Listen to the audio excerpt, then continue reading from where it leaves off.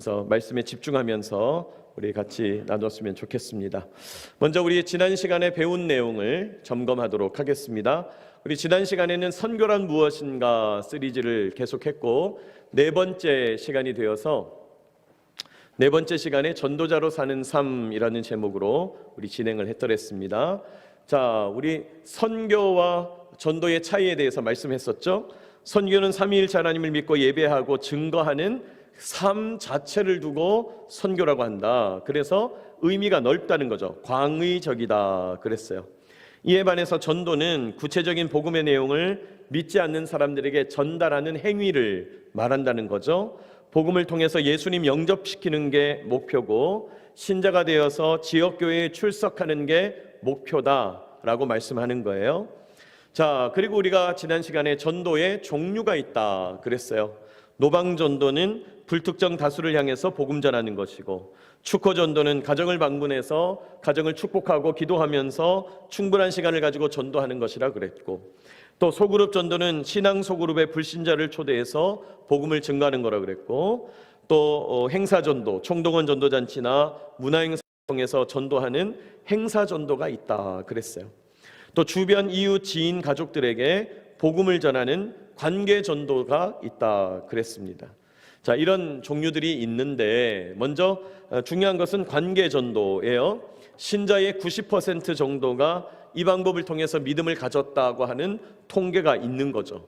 왜 그러냐면 사실은 부모님을 통해서 예수 믿게 된 분들도 많은데 그거 다 관계전도죠.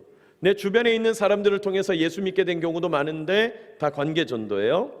가장 보편적인 전도 방법인데 관계적으로 지리적으로 가까운 사람부터 자주 만나는 사람부터 공통점이 많은 사람부터 우리가 관계전도 대상자를 찾아야 되겠다는 것입니다. 그래서 여러분, 성숙한 그리스도인은 사실 늘 관계전도의 대상자를 염두에 두고 있어요.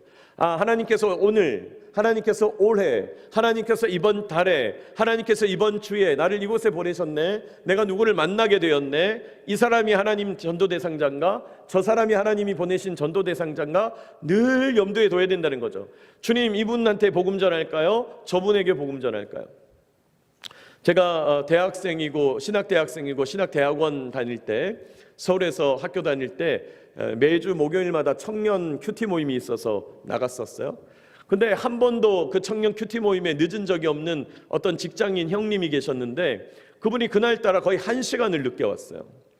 아니, 그럴 일이 없는데. 그러니까 이제 우리 리더 하시는 장로님이 걱정하시는 거예요. 아니, 이 친구가 어디에 직장을 마치고 이제 버스를 타거나 전철 타고 오면 이 시간에 딱 와야 되는데 왜 안 오나. 근데 1시간 뒤에 온 거예요. 그래서 이제 큐티 나눔을 하는데 어떻게 늦게 됐냐고 얘기를 들어보니까 자기가 회사 앞에서 버스를 타려고 기다리고 있는데 계속 옆에 있는 사람이 신경이 쓰이더라는 거예요. 왜 그런가 싶다가 하나님 앞에 기도했다는 거예요. 하나님, 오늘 이 사람에게 복음 전하기를 원하십니까? 근데 마음 가운데 복음 전하기를 원하신다는 확신이 있었다는 거예요. 그냥 그때 거기 버스 종류장에 앉아가지고 혹시 저하고 잠시 얘기 좀 나눌 수 있을까요? 괜찮다고. 제가 어떤 선물에 대한 얘기를 좀 당신한테 하려고 하는데 잠깐 얘기해도 되겠습니까? 좋다고. 근데 제가 드리려고 하는 선물은 생명이라는 선물인데 하면서 쭉 전도를 풀어나가는 거죠. 그래서 그분이 영접 기도를 했다는 거예요. 제가 그때 신학대학 다닐 때인데 신학생도 너무 놀랐어요. 어머, 저런 일이 있나? 여러분, 우리가 누군가에게 전도하는 일 늘 하나님 앞에서 기도하면서 대상자를 물색하고 있어야죠. 물건을 팔려면 물건 팔 사람 물색하고 있어야 되듯이 여러분, 전도를 하려면 전도 대상자를 늘 물색하고 있어야 돼요. 나는 왜 전도가 안 되지? 아니, 나는 알겠는데 왜 그분은 모르는지 모르겠어요? 여러분, 전도가 왜 안 되겠어요? 대상자를 생각 안 하고 있으니까 안 되지. 대상자를 생각하고 있으면 어떻게든 전도는 일어난다는 거예요. 제가 1:1 멘토링 할 때도 꼭 그래요. 하나님, 이분입니까? 하나님, 제가 이분하고 1:1 멘토링 하기를 원하시나요? 제가 이렇게 하다 보면 꼭 생겨요. 1:1 멘토링 하는 분들이 꼭 생긴다. 여러분, 마찬가지입니다. 하나님의 말씀을 누군가에게 흘려보낼 것인가 찾아야 된다는 거예요. 자, 우리가 복음을 제시할 때 그러면 어떻게 하면 좋겠냐? 다 아시는 대로 복음을 제시하는 가장 중심적인 뼈대는 사형리다 그랬어요. 사형리의 뼈대는 창조, 타락, 구원, 회복의 내용이죠. 창조, 하나님은 당신을 사랑하시고 당신을 향한 위대한 계획을 가지고 계십니다. 타락, 그런데 죄에 빠져 우리가 하나님을 떠나게 됐고, 그러므로 하나님의 사랑도 받지 못하고 하나님의 계획도 누리지 못합니다.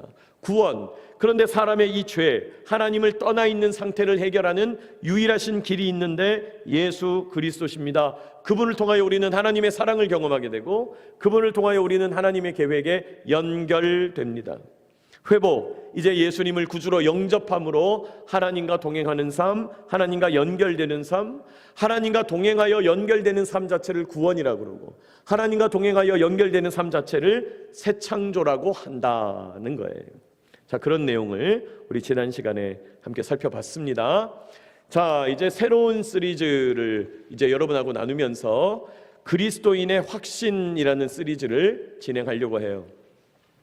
제가 이전까지 내용들은 지금까지 제가 설교한 내용들 중에서 여러 가지 것들을 주제별로 뽑아서 제가 지금까지 해왔고요. 저도 벌써 이제 5개월 정도 하니까 그냥 미천이 드러나고 있어요. 또 이렇게 얘기했다고 해서 또 미천이 진짜 드러났나 보다 그러지 말고, 제가 이제 내년 상반기 때 또 해야 되니까 아껴놨어요. 부활절 때 할 것도 있고 하니까. 그래서 이번에는 제가 옛날에 아주 열심히 하던 성경 공부가 있는데, 그 성경 공부 시리즈를 가지고 여러분하고 좀 나누려고 합니다. 근데 이 성경 공부 시리즈는 아주 유명한 성경 공부예요. 그리스도인의 확신이라고 하는 오래된 유서 있는 내비게이터 선교회라고 하는 복음 전하는 대학생 선교단체가 있는데, 이 내비게이터 선교회에서 기초 성경 공부로 사용하는 아주 좋은 교재예요.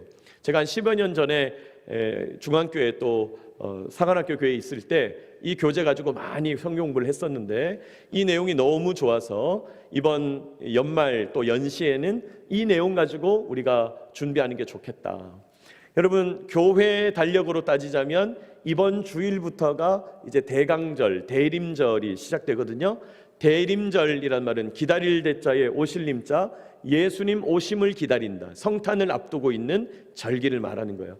대강절이란 건 기다릴 대자에 내릴 강자, 예수님 이 땅에 오심을 기다리는, 내렸다는 거죠. 내려왔다. 그래서 대강절, 대림절이라고 하는데, 12월 달 또 1월 달에는 이 그리스도인의 확신, 그리고 이제 1월 달에는 그리스도인의 생활 지침, 이런 성경 공부의 내용을 뼈대로 가지고 제가 그대로 가져올 뿐만 아니라 또 살을 좀 붙이고 또 조정을 해서 여러분에게 꼭 맞는 내용으로 각색을 해서 말씀을 나누면 좋겠습니다. 자, 이 그리스도인의 확신 시리즈를 가지고 이제 여러분하고 말씀 나누기 원하고, 오늘은 첫 번째로 구원의 확신을 공부하도록 하겠습니다. 자, 오늘 본문은 요한일서 5장 11절로 12절 말씀인데, 우리 같이 한번 읽어보겠습니다. 자, 이제 이 구원의 확신, 또 이 그리스도인의 확신 시리즈는 이 본문이 아주 중심 구절이고, 이 중심 구절을 외우는 게 목표예요, 사실은. 그래서 우리가 외운다고 생각하고 이렇게 읽습니다. 요한일서 5장 11절로 12절 말씀, 11절 12절 딱 읽은 다음에 요한일서 5장 11절 12절 말씀, 이렇게 마무리하겠습니다. 이해되시죠?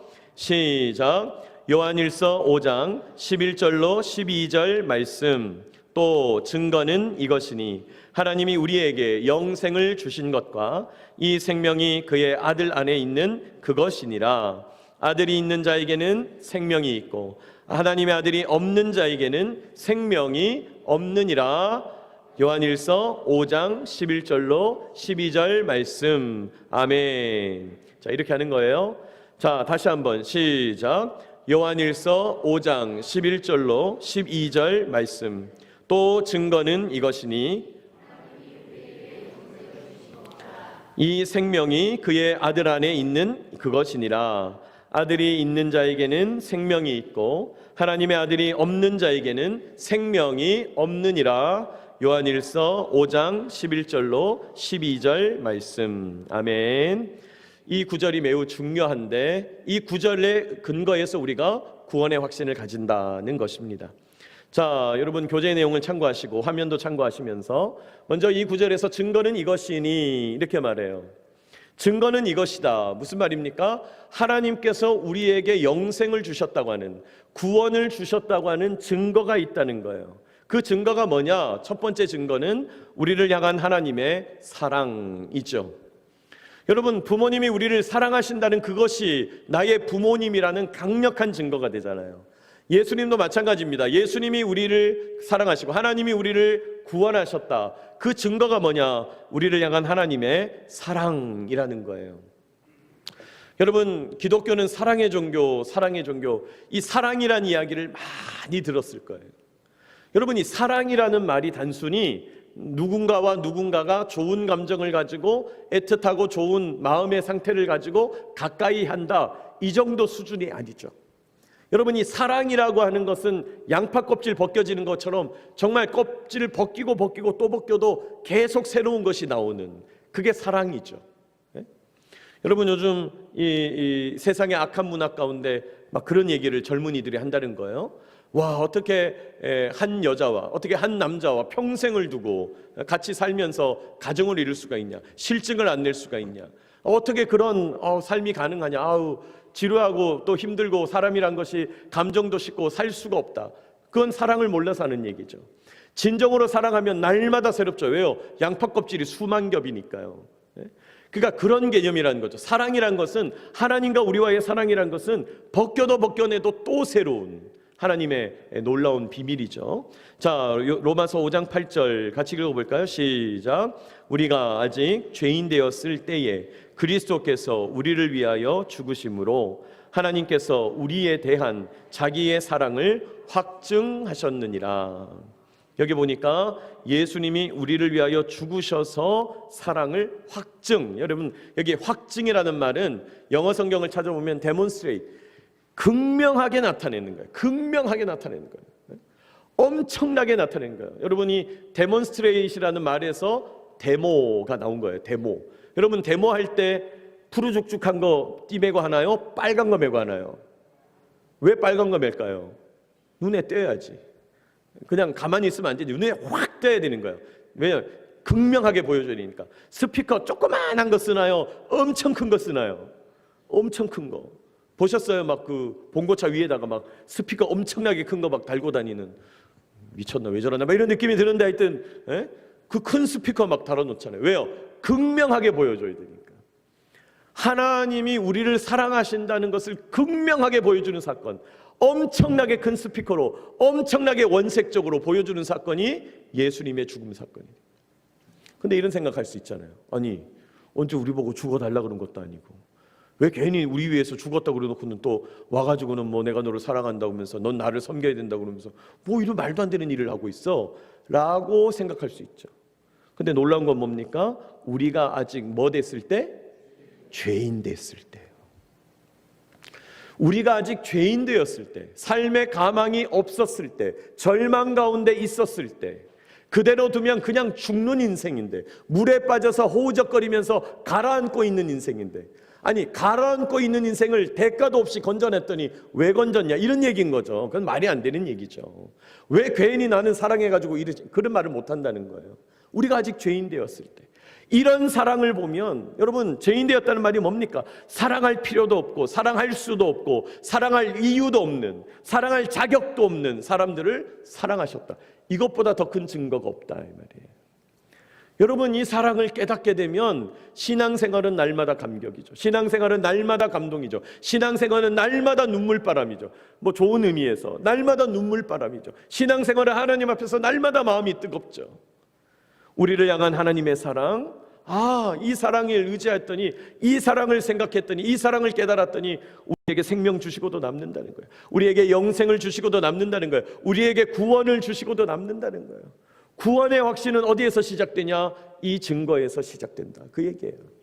두 번째 증거가 있으니 성경에서 말씀하는 바예요. 성경을 통해서 말씀하고 있다는 거예요. 자, 그러면 그 하나님의 사랑 이야기가 어디 적혀 있냐? 성경에 적혀 있다는 거예요. 성경에 적혀 있다는 거예요. 성경을 읽으라고 그렇게 얘기를 하는데도 참 안 읽어요. 참 기가 막히죠. 얼마나 안 읽는지 말이죠. 지난 일주일 동안 성경을 한 10장, 20장 정도 읽은 분들 많겠지만 안 읽은 분들도 많겠죠. 안 읽은 분이 있으니까 제가 손들라고는 안 하겠는데 성경 읽어야 합니다, 여러분. 성경은 하나님이 우리를 향한 자기의 사랑을 확증하는 이야기로 가득해요. 생명의 이야기로 가득하다는 거죠. 그런데 이 성경이 그냥 펴서 읽으니까 잘 안 읽혀지니까 하나님께서 어떻게 하셨습니까? 교회 공동체를 주신 거예요. 교회 공동체를 통해서, 예배를 통해서, 성경부를 통해서, 여러 모임을 통해서 개인적으로 또는 소그룹으로 또는 공동체적으로 이 말씀을 이해하고 깨달으라고 또 전문적으로 훈련된 설교자들도 보내주시고, 하나님이 그렇게 하신다는 거죠. 여러분, 성경을 통해서 하나님은 우리에게 영생이 있다, 구원을 주셨다는 걸 확신한다는 거예요. 자, 20장 31절 같이 읽습니다. 시작. 오직 이것을 기록함은 너희로 예수께서 하나님의 아들 그리스도이심을 믿게 하려 하며 또 너희로 믿고 그 이름을 힘입어 뭘 얻게 하려요? 생명을 얻게 하려요. 이 성경을 쓴 이유는 예수님을 믿어서 생명을 얻게 하려고. 생명이 뭐라 그랬죠? 하나님과 연결되는 거. 생명이 뭐라 그랬어요? 하나님께 공급받는 거. 생명이 뭐라 그랬어요? 하나님의 인도와 보호와 공급을 누리는 거. 여러분, 그게 생명이잖아요. 그게 생명이잖아요. 성경을 통해서만 생명을 주신다는 거예요. 성경을 통해서만 생명을 주시게 되어 있다는 거죠. 네? 목사님, 성경도 좋지만 찬양도 있지 않습니까? 기도도 있지 않습니까? 다른 여러 가지도 있지 않습니까? 맞아요. 그런 것도 있어요. 여러분, 우리도 마찬가지죠. 아니, 왜 밥을 먹을 때 꼭 입으로 먹어야 돼요? 밥을 먹을 때 뭐 안 먹고 그러면 주사로 이렇게 영양도 넣고 링거도 넣고, 또 정 안 되면 뭐 다른 의료 방법을 써도 되는데 왜 입으로 해요? 여러분, 입으로 밥 먹는 게 가장 건강하고 가장 간편하기 때문이에요.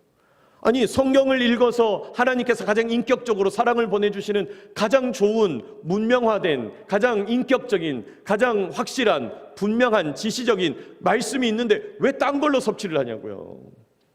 여러분, 찬양도 다 가사의 곡조가 말씀 아닙니까? 기도도 다 말씀에 근거해서 하는 거잖아요. 그러니까 기본은 성경이다 이 말이에요. 기본은 성경이다. 성경 읽어야 합니다. 성경을 통하여 구원의 확신의 증거, 하나님이 우리를 구원하시고 사랑하신다는 증거를 날마다 선포하신다는 거예요. 자, 그러면 이제 하나님이 우리에게 영생을 주셨다는데 영생을 주시는 원리를 한번 나눠보려고 합니다. 영생을 주시는 원리. 이 얘기는 여러분 다 아시는 얘기예요. 이미 여러 번 경험했을 거예요. 자, 그런데 다시 한번 그림을 통해서 한번 보겠습니다. 화면 보시면 하나님과 인간은 하나님의 형상으로 지음받았어요. 하나님의 형상. 하나님이 이르시되 우리의 형상을 따라, 우리의 모양대로 그랬어요. 하나님이 우리의 형상을 따라 우리의 모양대로 사람을 만들고, 우리는 하나님의 형상이라는 거예요. 무슨 말입니까? 하나님이 우리를 보실 때 기쁘기 그지없다. 또 우리가 하나님과 교제할 수 있다 이 말이에요. 하나님의 형상으로 지음받았다는 얘기는 우리가 하나님과 교제한다는 거예요. 교제한다는 거예요. 주고받는다는 거예요. 자, 우리는 원래 이렇게 하나님과 교제하는 존재로 만들어졌었는데 그만 불순종의 죄가 들어왔어요. 관계가 깨진 거죠. 불순종의 죄가 들어오는 결과로 사망의 간격이 생겼어요. 하나님과 우리 사이에 사망이라고 하는, 우리가 건너갈 수 없는 큰 간격이 생긴 거죠. 죄의 삭은 사망이요 그랬잖아요. 자, 그래서 인간이 이제 자연 상태의 인간, 또 선악과 이후의 인간들이 어떻게 하면 이 죽음을 이겨낼 수 있나, 어떻게 이 죽음의 문제를 해결할 수 있을까, 동서고금을 막론하고 애를 썼다는 거예요. 어떤 사람들은 말합니다. 착하게 살면 보상받을 거야. 선한 행위를 살면 그 다음 생에 내세를 보장받을 수 있을 거야. 착한 거 어디 있냐? 나는 착하게 살아야지. 근데 착한 거 없다는 거죠. 제가 이 시간에 그 얘기 다 할 수 없으니까, 여러분, 이 세상에 착한 거 없죠. 뭐가 착하냐는 거예요, 도대체. 네? 이 사람에게는 착한데 저 사람에게는 고통이 되는 일들이 이 세상에 널려 있는 거죠. 뿐만 아니라 어떤 사람들은 건강을 기르면, 체력을 기르면, 힘을 기르면, 그래서 이 건강이 다하지 않고 이 건강을 잘 단련해서 끝까지 가면 죽음을 이길 수 있지 않은가? 이길 수 없어요. 여러분, 의료가 아무리 발달하고 약이 발달해서 요즘 이제 120세를 바라보네, 뭐 더 오래 사는 사람도 많네 하지만은 결국은 죽는다는 얘기지 그게 영원히 산다는 얘기는 아닌 거예요. 또 어떤 사람들은 그러므로 영원한 진리를 탐구하자, 철학을 공부하자, 지식을 연구하자 이렇게 나간다는 거예요. 그러나 지식이 나를 구원하는 것이 아니죠. 그러니까 어떤 사람들은 영적인 힘을 빌려서 종교를, 접신을, 우상을, 뭔가 영적인 힘으로 이 간격을 메꿔보려고 애를 쓴다는 거예요. 그러나 건너갈 수 있다 없다? 없다는 거예요. 우리에게 구원의 이름, 다른 이름을 주신 일이 없다 그러셨잖아요. 우리 배웠죠? 자, 그러니까 무슨 의미입니까? 인간의 노력으로는 하나님의 생명에 도달할 수 있습니까? 없습니까? 없다는 거예요. 인간의 노력으로는, 인간의 애씀으로는, 인간의 어떤 시도로는 하나님의 영광에 도달할 수 없어요.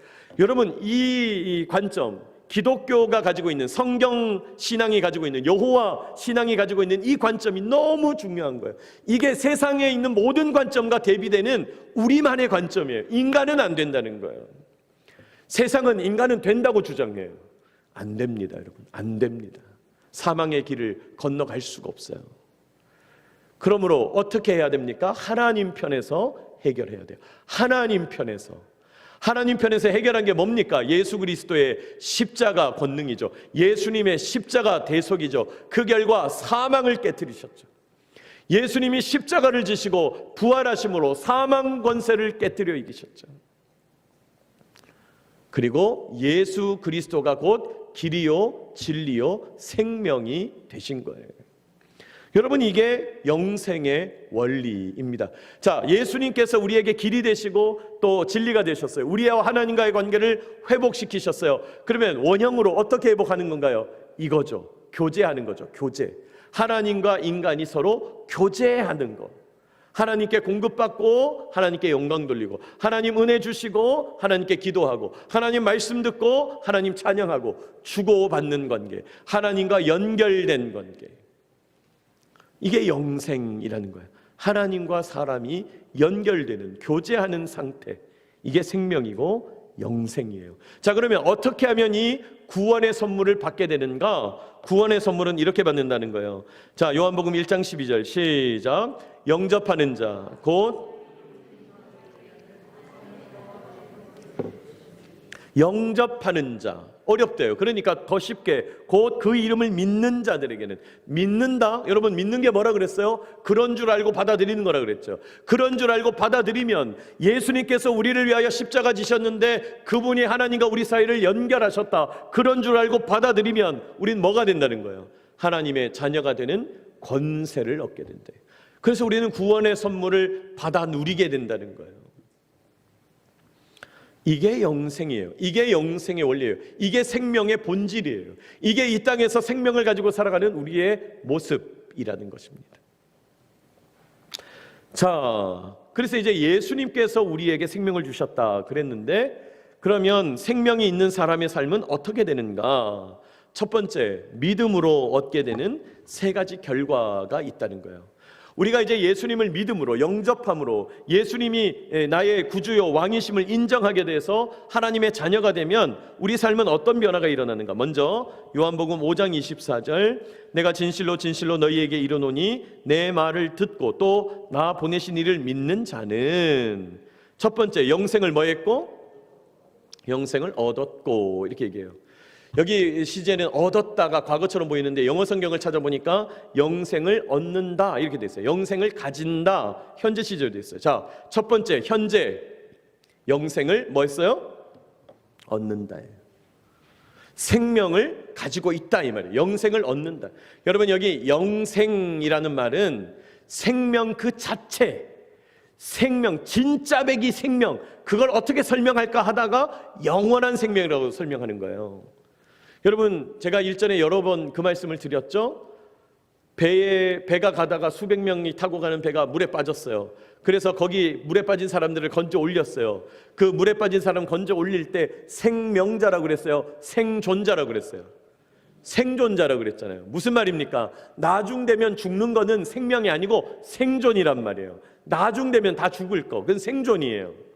근데 여기서 말하는 생명은 영원한 거, 변함이 없는 거, 진짜 생명, 하나님이 주신 생명, 그걸 말하는 거다. 그러니까 하나님이 주시는 진짜 생명을 얻는 현재를 살아가게 된다. 그게 첫 번째예요. 자, 두 번째, 심판에 이르지 아니하나니 미래에는 심판에 도달하지 않는다는 거예요. 사실은 우리에게 한 번 죽는 것이 정해진 것이고 그 후에는 심판이 있게 되어 있는데 우리는 그 심판에서 예수님의 보혈로 심판을 받지 않고 바로 천국에 가게 돼 있다는 거예요. 심판에 이르지 않아요. 이게 미래에 얻게 되는 결과예요. 그리고 과거 사망에서 생명으로 뭐 했느니라? 옮겼느니라. 사망에서 생명으로 옮겼어요. 우리의 과거는 어두컴컴했어요. 사망 덩어리예요. 죽음의 그늘만 있었어요. 그런데 내가 영생을 가지고 보니 고비고비마다 걸음걸음마다 하나님께서 생명의 능력으로 나를 인도해 오셨구나 발견하게 된다는 거예요. 믿게 되면 이 놀라운 세 가지 결과, 이 세 가지 열매를 우리 삶에 소유하게 된다는 것입니다. 자, 아들이 있는 자에게 생명이 있다. 우리가 생명을 가지고 이 세상을 살아간다. 구원받은 자로 이 세상을 살아간다는 것은 이것을 말한다. 지금 나에게 영원한 생명이 있고 미래에는 나는 심판에 이르지 아니할 것이며 지금 생명을 가진 다음에 과거를 바라봤더니 순간마다 고비마다 시간마다 발걸음마다 하나님께서 나를 인도하셨구나. 생명으로 붙잡아 주셨구나. 그렇죠. 내가 지금 영생을 가지고 보니 과거의 그 모든 사건, 그 모든 여정들이 나에게 생명을 주시려는 하나님의 놀라운 섭리가 되는 것이죠. 재해석이 일어나는 거예요. 과거의 쓴뿌리가, 과거의 고통이, 과거의 눈물이, 과거의 슬픔이, 과거에 이해되지 않는 여러 일들이 해결이 되는 것이죠. 사망이었는데 생명이 되는 것이죠. 여러분, 오늘날도 얼마나 수많은 사람들이 과거에 붙들려서 고통당하고 있습니까? 과거에 붙들려서 얽매여서 힘들어하고 있습니까? 그러나 내가 지금 영생을 가졌다는 걸 확신하는 순간 그 과거의 사망의 그늘은 생명의 빗자리로 변한다는 거예요. 자, 두 번째로 생명을 누리는 이에게는 예수님의 약속이 존재합니다. 예수님의 약속. 제가 읽습니다. 요한복음 10장 말씀. 내 양은 내 음성을 들으며 나는 그들을 알며 그들은 나를 따르느니라. 내가 그들에게 영생을 주노니 영원히 멸망하지 아니할 것이요 또 그들을 내 손에서 뭐 할 자가 없어요? 빼앗을 자가 없어요. 예수님의 약속이 뭡니까? 하나님의 생명을 누리고 있는 하나님의 백성, 한 번 하나님의 자녀로 인치심을 받은 자는 절대로 빼앗기지 않으신다는 거예요. 주님께서 눈동자와 같이 지키신다는 거예요. 보호하신다는 거예요. 끝까지 간다는 거예요.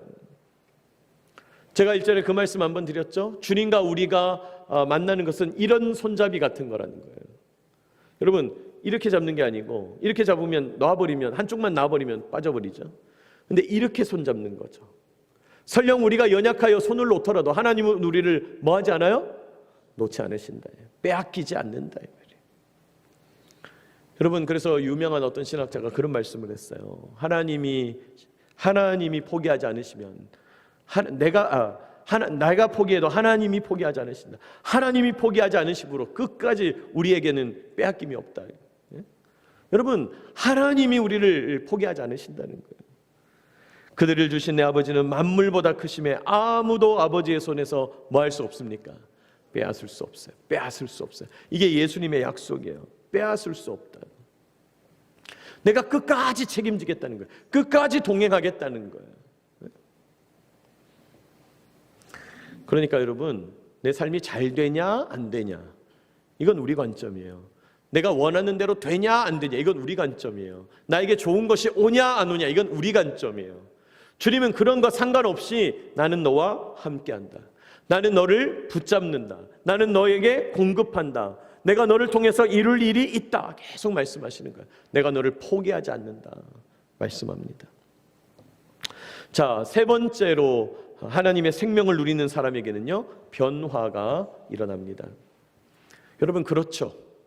우리가 생명을 가지고 있다. 우리가 지금 생존하면서 생명 활동을 하고 있잖아요. 여러분, 오늘도 아침이나 점심이나 저녁 때 뭘 드셨죠?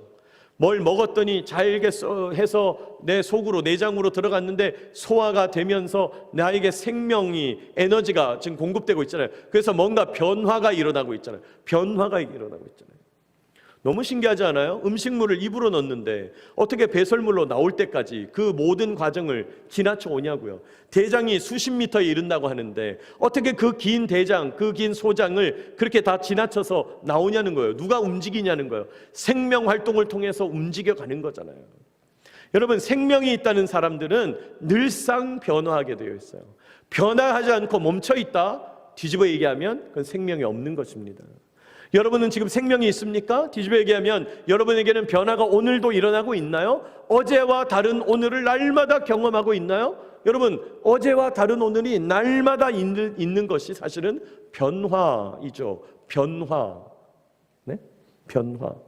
자, 주님 약속합니다. 고린도후서 5장 17절 시작. 그런즉 누구든지 그리스도 안에 있으면 새로운 피조물이라 이전 것은 지나갔으니 보라 새 것이 되었도다.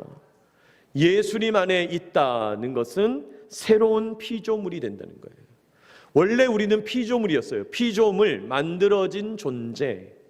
여러분, 만들어진 존재는 스스로 변화가 안 돼요. 만들어진 존재는 짓는 분의 뜻을 따라서 움직이게 되어 있어요. 절대로 자기가 변화시킬 수 없어요. 그러므로 우리는 피조물인데, 그러므로 주님이 날마다 새롭게 우리를 빚어가신다는 거예요. 여러분, 날마다 새롭게 주님이 빚어가시는 그 피조물로서 이전 것은 지나갔다 보라 새 것이 되었다 하는 이 놀라운 선포, 날마다 여러분의 삶에 일어나게 되시기를 축복합니다. 그러려니까 어떻게 해야 돼요? 변화가 없는 사람은 어떻게 합니까? 아유, 오늘 또 아침에 일어나야 돼. 아유, 오늘 또 아침에 밥해야 돼. 오늘 아침에 또 출근해야 돼. 오늘도 새벽기도 해야 돼. 누가 도대체 새벽기도 만들어가지고 나를 이렇게 고롭게 하나? 여러분, 그거는 어제 있는 사람이잖아요. 어제 새벽하고는 오늘 새벽은 또 다른 거예요. 제가 새벽마다 말씀 준비하여 전하는데 내가 말씀 전할 때마다 신기해요. 너무너무 신기해요. 도대체 이런 말씀을 어떻게 주시냐는 말이에요. 어떻게 주시는 걸까? 네? 여러분, 지금 우리 욥기 하고 있잖아요. 욥기는 지금 4장부터 지금 23장 올 때까지 내용이 똑같아요. 친구들은 네가 잘못해서 그렇다. 욥은 아니다.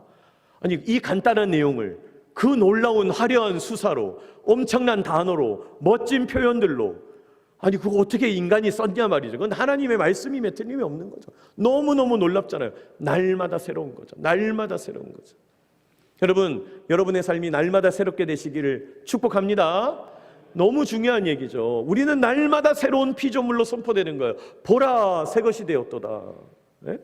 보라 새 것이 되었도다. 차든 물건이든 뭐 이 세상의 모든 것들은 처음에는 막 애지중지하고, 여러분 차 처음 사보셨죠? 차 처음 사면 어떻게 해요? 막 난리 나는 거예요. 막 긁혔나, 막 덮었다가 막 씌웠다가 막. 근데 이제 시간 조금 지나면 어떻게 합니까? 남이 안 긁으면 지가 뭐 푹 이렇게 긁기도 하고, 한 대 치기도 하고, 막 지저분해도 세차도 안 하고. 여러분, 그건 지나간 거니까 그래. 근데 생각을 해보세요. 날마다 차가 새로워요. 날마다 새 차예요. 날마다 나에게 새로운 식기가 나와요. 날마다 집이 새로워요. 날마다 집의 인테리어가 새로워진다고 생각해보세요. 얼마나 놀라운 일인가요? 우리의 삶은 하나님이 그렇게 하실 수 있다는 거예요. 여러분, 우리 주님과 동행하면서 날마다 새로운 삶을 살게 되시기를 축복합니다.